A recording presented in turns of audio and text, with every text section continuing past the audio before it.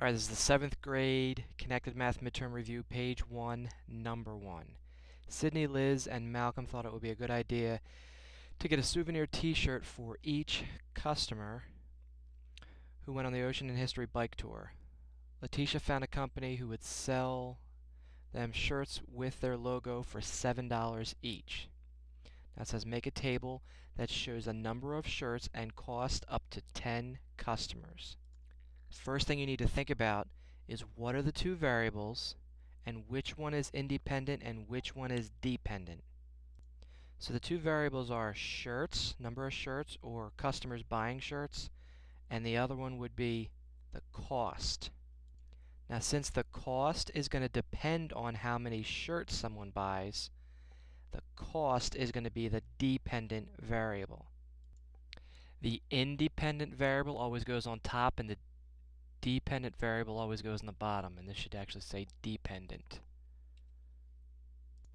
Now throughout the video and all videos, I'll put graphics up like this, but they will disappear so that we can read the next questions. These are little notes that you might want to jot down yourself as you go along. The independent variable again is on top, the dependent variable is on the bottom. Okay, so now we have to fill in the table. You always want to start with 0. Because there could be something happening at 0. So in this case, we want to go up to 10. So we're going to start at 0 here and go all the way up to 10 for number of shirts. Okay, and it says it costs $7 per shirt. So if you buy 0 shirts, it's going to cost you $0. So for one shirt, it's going to cost you $7. For 2 shirts, it's going to cost you 14, 3, 21, 4, 28, 5 will be 35, and so on and so forth, and you fill out the rest.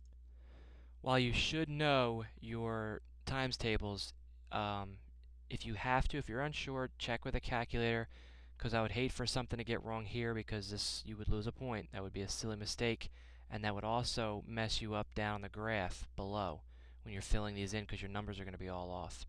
So you want to make sure you got those numbers correct. Okay, now it says graph the data in your table and remember to include all the necessary elements. Alright, this is very important because each one is worth points. Alright, so we need to list what all the necessary elements are. We have a title. We also want to make sure that we have the variables and that they're in the correct place. We also want to make sure that we have both the x and the y axis. We also need to make sure we have appropriate intervals and that they're correctly or evenly spaced. We obviously also have to plot the points. And once we're done, we need to determine if we need to connect or not connect the line based on the given info. Alright, so the first thing on our list is the title. That's easy enough. Let's get that out of the way, and we'll label the title over here. Alright, I'm going to call my graph here Tour Shirts. You can label it anything you want as long as it's within reason. You don't want to put goats because this has nothing to do with goats. Just label something that makes sense. Alright, next is the variables. We know the variables. We have number of shirts and cost. The key is also to put them in the correct places. The independent variable always goes on the bottom, and the dependent variable goes on the side. On the x-axis is the independent, the y-axis is the dependent. And up here, we already labeled which is which. The independent always goes on top here, and the dependent goes on the bottom. So our independent variable, number of shirts, is going to go on the x-axis.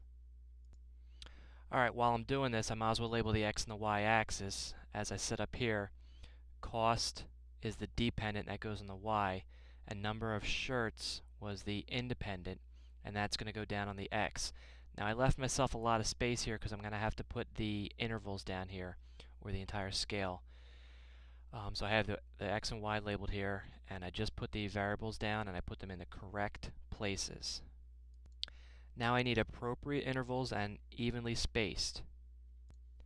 They gave us number of shirts right here, and they are all evenly spaced. They're going up by ones. So we'll just use what they gave us here and put that on the x-axis, the independent axis.